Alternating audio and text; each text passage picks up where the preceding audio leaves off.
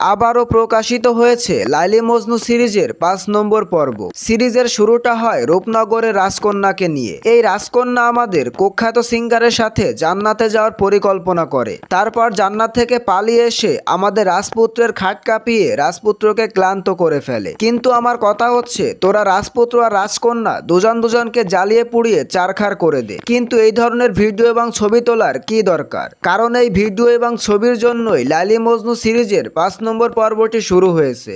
আসলে আমাদের লাইলা আপু যখন এই ব্যাপারটা জানতে পারে, তখন রাজপুত্রকে তার বাসায় ডেকে আনে এবং তাকে অজ্ঞান করে তার ফোন থেকে ভিডিও এবং ছবিগুলো নিয়ে নেয় এবং লাইলার সাংবাদিক বন্ধুদের মাধ্যমে সোশ্যাল মিডিয়ায় আপলোড করে দেয়। এখন অনেকে বলতেছে প্রিন্স মামুন এবং লাইলার মধ্যে এখন তো কোনো সম্পর্ক নেই, তাহলে মামুনকে ডাকলেই লাইলার বাসায় কেন যাবে? আসলে মামুন যদি না যায় তাহলে লাইলা মামুনকে মামলার ভয় দেখায় এবং মামুন যদি লাইলার সাথে ওইটা না করে তাহলে লাইলা মামলা তুলবে না। আসলে আমি বুঝি না ওইটা করার জন্য মামলা করার কি দরকার। আমার বন্ধুকে যদি একবার বলা হয় তাহলে তো সে এমনিতেই রাজি।